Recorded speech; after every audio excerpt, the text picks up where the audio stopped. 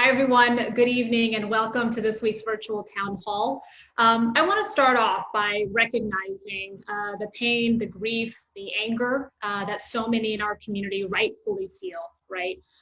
As we all witnessed the murder of George Floyd in Minneapolis. And it shows you just the amount of work that has to be done, the reform that needs to take place in our system, in our structure, in our laws to root out the systemic racial injustice that has led to so many other inequities in our country. And it's fundamental, when we think about those inequities, those make us less strong as a country. So we have also seen, though, at the same time, how so many of our communities continue to be ravaged by COVID-19, right? Whether they're suffering from the public health, consequences and risks of that, as well as the economic impact, right? And we continue to see how this is disproportionately impacting Black and Brown and Native American communities. What we're ultimately seeing, I think, is a failure of leadership at so many levels. And it's why we need to make sure that we are electing the right kind of folks that are going to speak up and hold certainly this administration accountable and make sure we get our country back on the right track. Somebody who has been a vocal leader on this issue and so many that is critical to Texas, but really to the future of our country, is Representative Veronica Escobar, who is my guest this week for our virtual town hall. Representative Escobar has come to be a good friend, and I'm really thankful for her mentorship and certainly for her leadership as somebody that is watching her with great admiration in the state. So Veronica is a longtime public servant. She served as the county judge in El Paso County, which is one of the largest counties here in Texas, before running for Texas's 16th congressional district, which is El Paso, entirely based in El Paso County, and just butts up to Texas's 23rd congressional district. And I always like to share the story. One of the first conversations that we had, Veronica, when I reached out to you, I said, "Hey, I'm running. These are the things that I really want to work on." And you said, "This is my issue." And she said, "I want to make sure that you are right on the border, right? You've got to be a good advocate," because she has seen and knows firsthand, given her level of leadership all throughout, her longtime leadership in El Paso on the issues, how too often the border is the scapegoat, right? It's always the negotiating chip, rather, for why steps won't be taken to make sure that we've got common sense immigration reform. And so I'm very thankful for her leadership and the ways in which she continues to push the envelope to make sure that our immigration laws reflect our values. So thank you so much, Veronica, for joining us. And first I want to give you an opportunity and hear your thoughts on, unfortunately, what's transpired over the last week, and what we can do to demand accountability and really work toward real reform in our communities. Well, Gina, it is so wonderful to see you. And before I answer your question, I want to thank you for two things. Number one, thank you for your friendship and for always reaching out and being such an inclusive partner and leader. And number two, I want to thank you for running. You are such an incredible candidate. You are someone, it gives me so much pride to be associated with you. And I am honored to be an ally of yours. And you're right, the first time that we talked, and every candidate who calls to ask me for support, I want to hear about them, who they are, see if we have similar values. But I always ask, I want to know your views about the border, because you're right, the border has been scapegoated. And for me, Texas 23 is such an important district because of its the representation on the Texas-Mexico border, that has unfortunately, we've had a representative that's been one of the many apologists for Donald Trump and one of the many enablers for Donald Trump all these years. So thank you for running. Thank you for being a candidate. This moment in American history is so terrifying and tragic and dark. And, we have been, I feel like our generation and my children's generation, we have never seen our world quite so vulnerable and in pain and on fire, in literally and figuratively, whether we're talking about fires being set in the streets or the fire that is the climate crisis.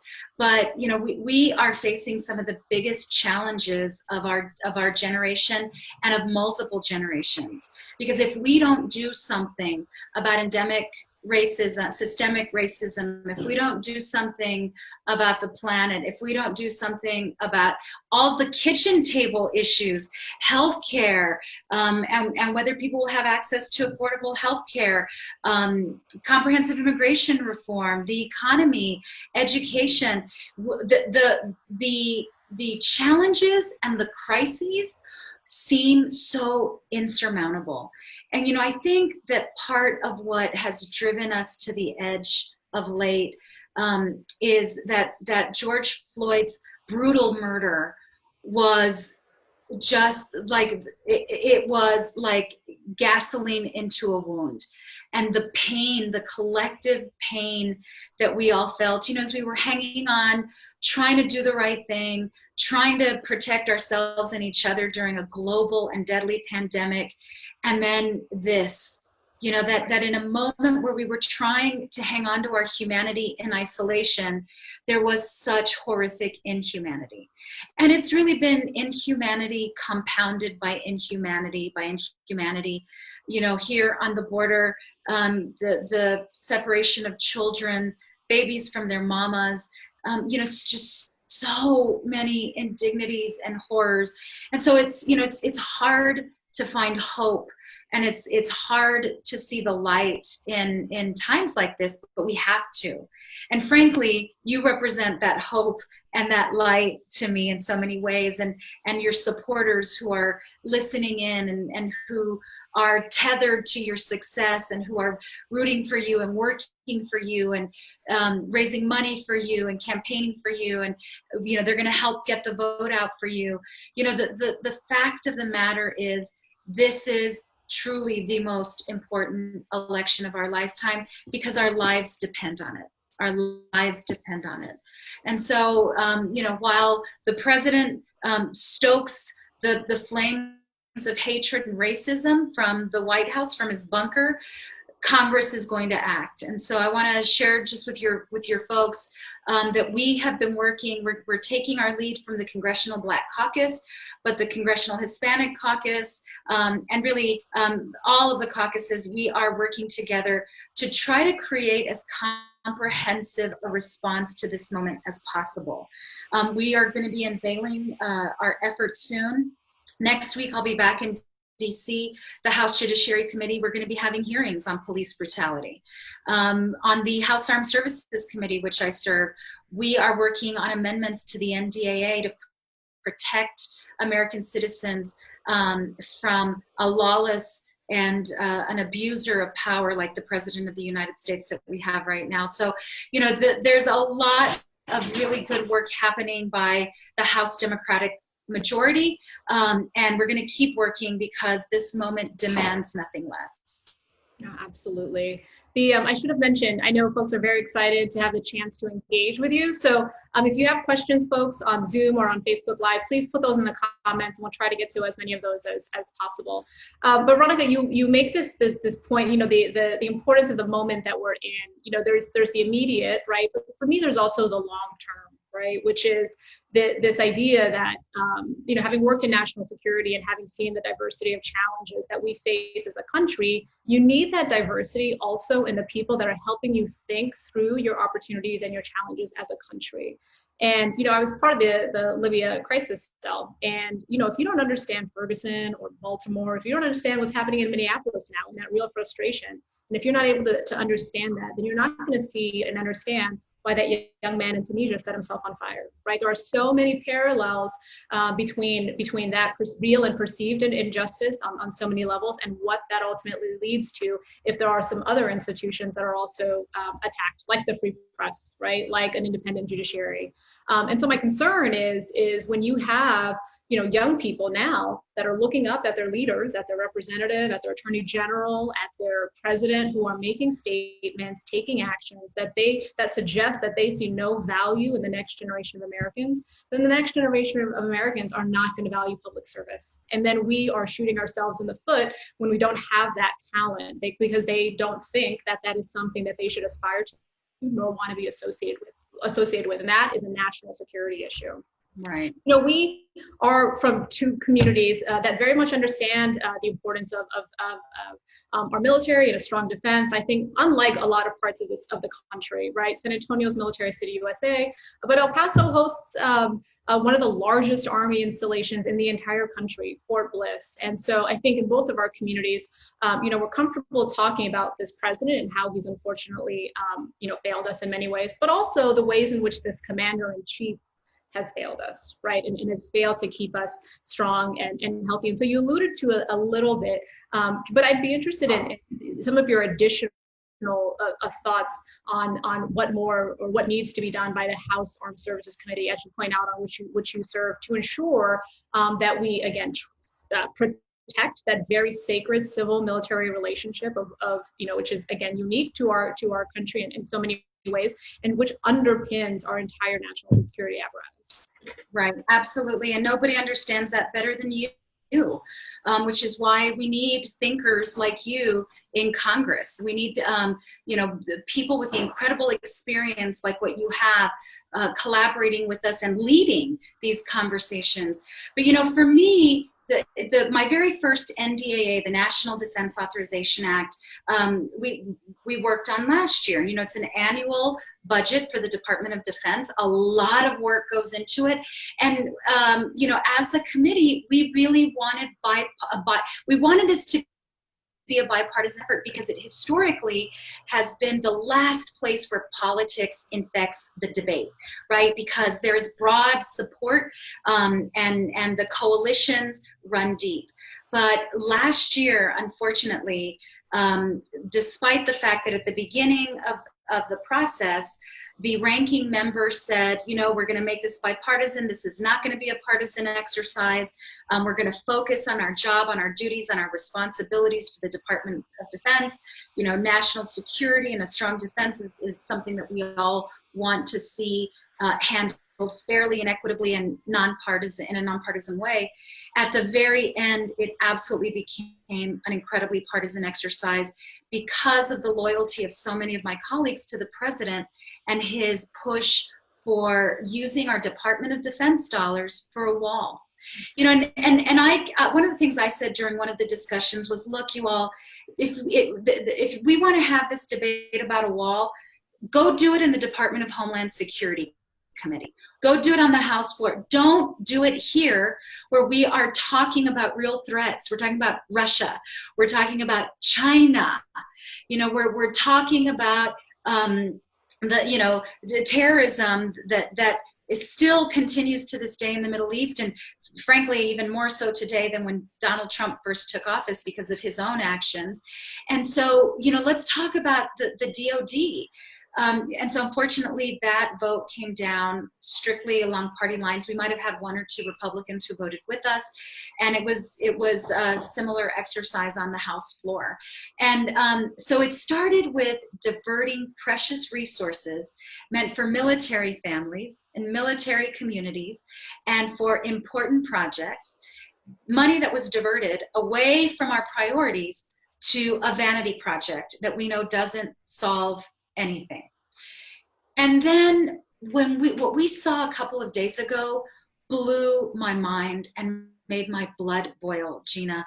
When we saw General Milley in battle fatigues, along with the Secretary of Defense, walking in a political ad with the president after innocent, peaceful protesters, unarmed protesters were tear gassed so that they could make way for the president and his posse to take a photo in front of a church while he held up a Bible. And seeing our resources used in that way was such an affront to everything that we worked on in order to talk about national security and defense. And then later that evening, as we saw the helicopter fly very closely to the protesters, again, in an act of intimidation in a very threatening way, it was shocking. And so I had a long conversation with the chairman of Armed Services, and I said, I'm starting to feel a lot like I feel about DHS funding, where why should we be giving an agency that is going rogue any money? And so, this is a really tough period. And by taking our focus off of our real threats, by saying that moms with babies arriving at our front door are threats, or by saying unarmed protesters who have every right to be in pain and to be outraged that they're a national security threat, then we are less safe as a country because we've taken our eyes off of the real threats. I mean, and to your point, it's not like we are acting in a vacuum, right? We have always talked about the importance of our allies and our partners. And I think, and I'd welcome your thoughts on this, when our partners and our allies see us taking these actions within our own country, right? The only reason we're able to lead in this world is because people trust our intentions. It's not because certainly we have a lot of resources, but it's that trust that allows us to lead in the way that we do. And to your point, I think when folks look at this very transactional approach that this president and his team have taken toward foreign policy, and have really, taken steps that are more focused on enriching himself and his family than actually protecting American citizens, it does make us less safe because people then take pause when we ask for something. They're like, well, why do you want that? Who are you possibly serving? And that is an issue. That's an issue for our intelligence community, for example, right? If countries don't feel comfortable sharing their information with us, information that could keep us safe and healthy, because they don't trust how it's going to be used, or they don't trust that it's going to be politicized. So I think these domestic actions actually serve to threaten our national security because it weakens the trust that so many countries have and have had for a long time in our intentions. You raised a point, though. Obviously, as you mentioned, 800 miles of border are in this district, and this is 29 counties, and it's been important to get a sense, right, of how each of these communities are having a very different experience with this. It's much different in Presidio than it is in Eagle Pass and in Del Rio and even in El Paso. But what has come up several times, Veronica, is, for example, the $1.3 billion that this president wants to spend on 42 miles of wall. Right, that doesn't even get you from Del Rio to Eagle Pass, right? Let alone, 30 million. And we have these conversations about it's not just wall or no wall, but literally how could these communities that were not able to quickly transition to online learning, these communities that still don't have telemedicine, still don't have telepsychiatry, you're going to tell me that what makes them safe and healthy is a mile of border wall or 30 million rather wasted on this. It's such just a slap in the face to communities that have suffered so much, right? And never forget the exact same communities that this president doesn't want to count on the census, right? Like, let's never forget the ways in which this underserved community would be further underserved if there's not a complete or accurate census. And so when we talk about how communities are suffering, it's been really heartbreaking to see how El Paso County has been ravaged by COVID-19. El Paso County is Bexar County is over twice as big as El Paso County, but we almost have the same number of cases, unfortunately. And it really speaks again to the ways in which so many vulnerable communities were made even more vulnerable. El Paso County, a lot of working families, not a lot of jobs where people can easily telehealth, right? Many in the service economy, many of those jobs directly tied to trade. And I'll never forget leaders, speaking with leaders from the Lower Valley, like Socorro, Fayetteville, and San Eli, they waited months to get testing, months. And the only reason they got testing was because the National Guard was there. And folks were talking about a strike force to open up the country. They hadn't even tested in some of our most vulnerable communities that are so underserved. So can you talk a little bit about, having served as a county judge, But now, at this level, what are some of the things that need to be addressed to make sure that these underserved communities, have the resources moving forward? That's a great question. I've been really fortunate to have had several good conversations with Dr. Fauci, Dr. Anthony Fauci, who's disappeared from the president's radar, because I guess COVID's gone in his mind, but it's not. And so I need to urge everyone to please continue to stay safe, continue to follow the rules. I am really, really, really worried about folks who've been out and about in a reopened economy. And a lot of our young people who absolutely rightfully want to be out in the streets, but you see that there's not a lot of social distancing that's possible. Some folks wearing masks, some not. And so I'm urging everybody, if you have testing in your community available, even if you're asymptomatic, if you feel like you might have been exposed, or you were in a situation where you were around a lot of people who, were maybe not wearing the protective coverings, wait 5 to 7 days and get a test, please. It's important. You've got to protect really the people around you. It's not just about us, it's about the people around us.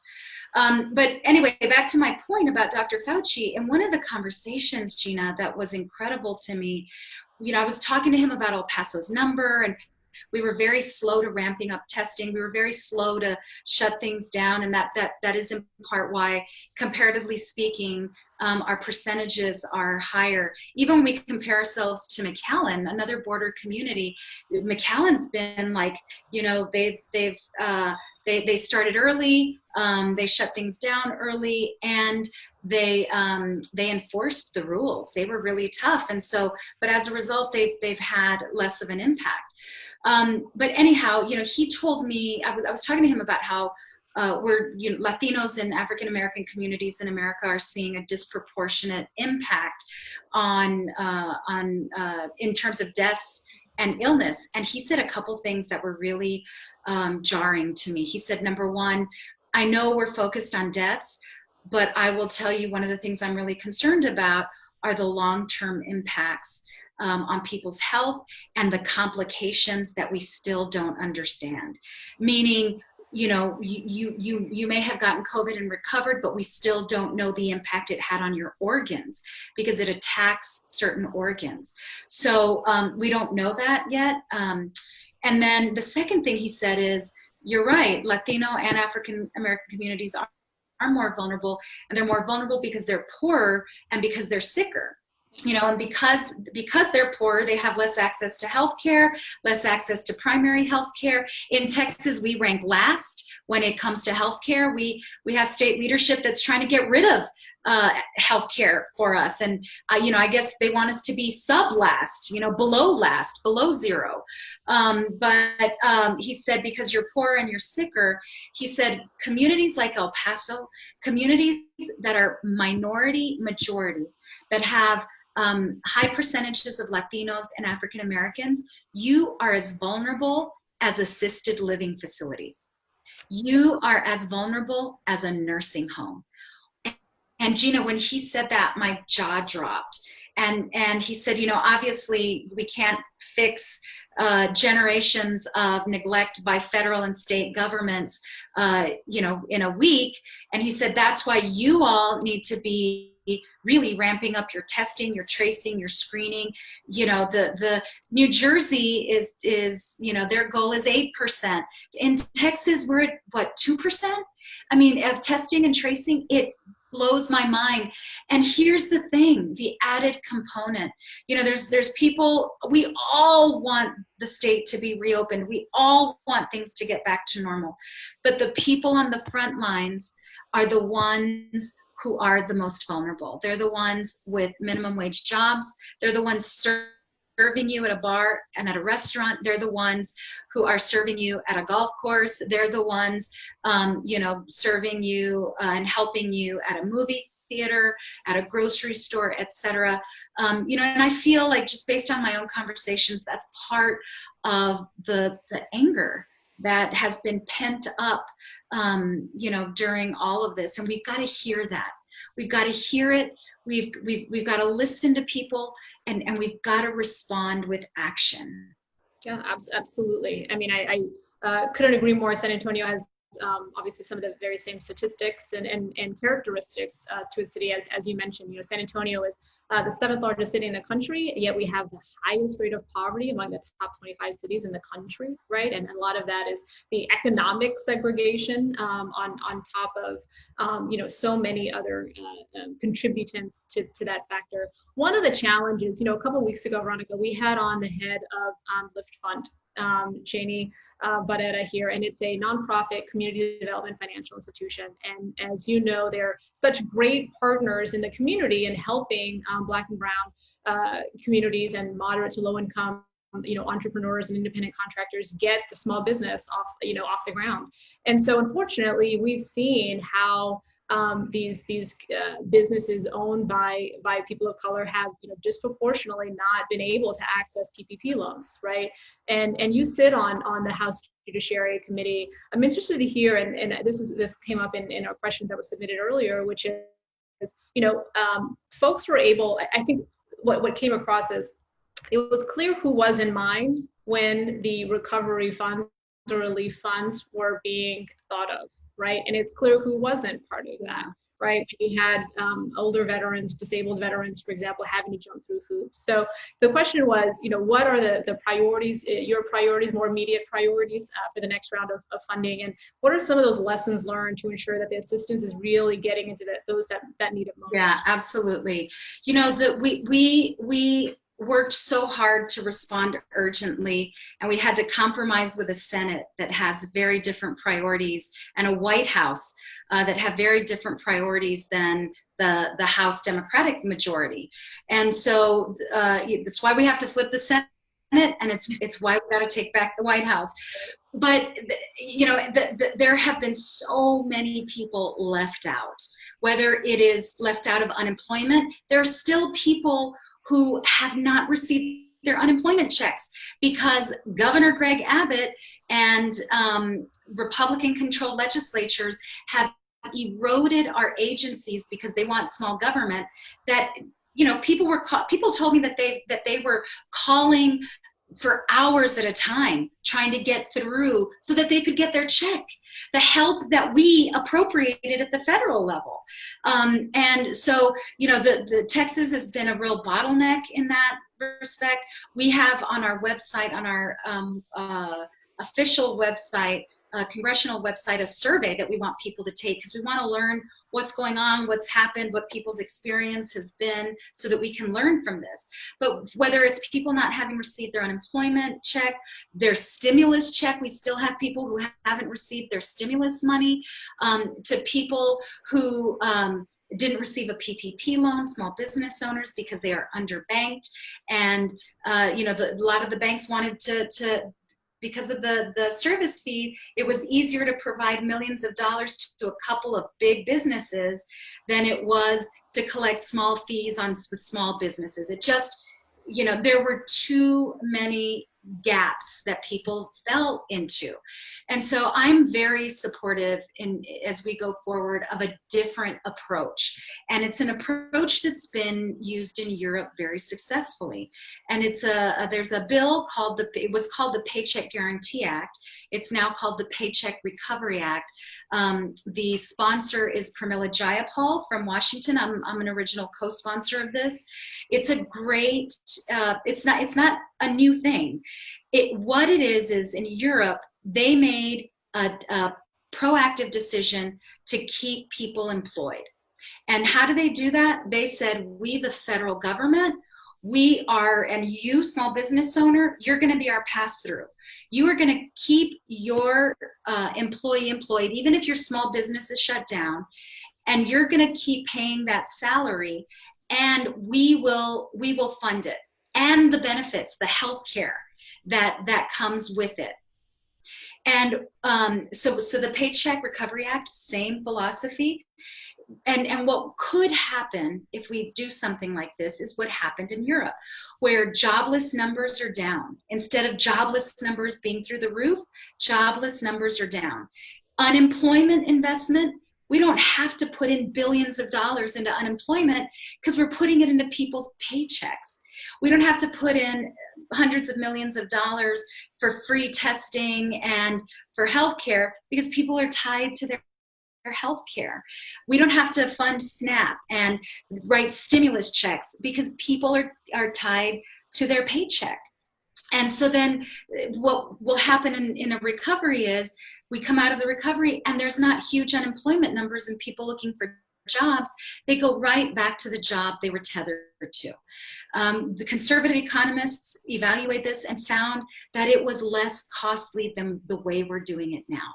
And it keeps people in their health plan, it keeps people in their job, it keeps people in their retirement plan, it solves innumerable problems. And then we can focus PPP loans on small businesses that need help paying their lease or their utilities. And then we can provide unemployment for those who, were unable to stay tethered to their job. So there's a better way. I'm hoping that we are able to pursue that because this pandemic is not going away. I mean, to your point, what it does is it allows for stability and certainty, and people know, look, I'm in this for 3 months, but I can pay my rent, I can pay mortgage. The fact that those protections have ended now, right? As evictions are now going to start.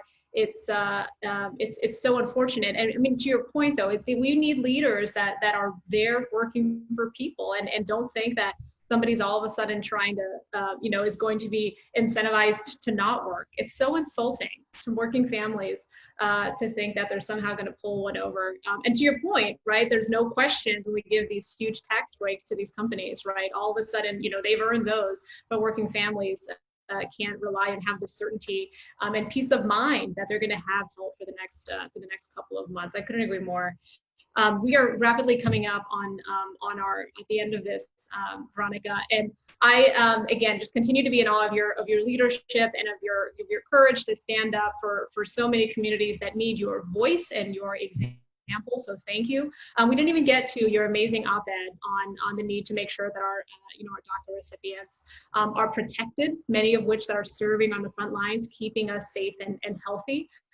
30,000, as you point out in your article, just in Texas alone.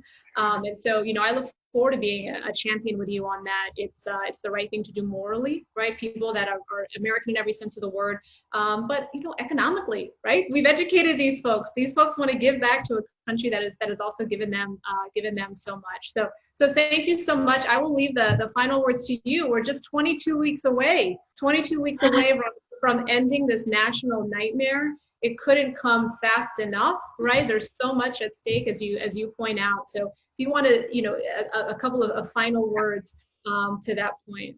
Well, thank you again, Gina, for this great opportunity to talk to your future constituents, the people who will be so fortunate to have you serving in Congress. And I'm going to speak directly to them. We need your support so desperately. This is a really tough time to campaign, but it's a time when we need leaders with courage and we need leaders with integrity. We have seen what the alternative is, and we should all reject that alternative and fight like hell for what we have in front of us. We should be fighting and working for any candidate that is going to stand up to a president that would use military force against his own people. But we have something even better than that. We don't have just any candidate. We have an outstanding candidate. We have someone who is inspiring and uplifting and brilliant and hardworking and reasonable and dedicated with experience that is second to none. So I'm asking Texas 23 to help my good friend Gina Ortiz Jones. Let's make sure that we carry her message everywhere we go, and that as the days approach toward November, that we work our tails off so that the day after that election, we wake up exhausted but joyful because we've helped win America back. Thank you so much, Gina. Thank you, everyone. It's been such a pleasure. Thank you. I hope everyone continues to stay safe and healthy. Thank you for joining us. Take care.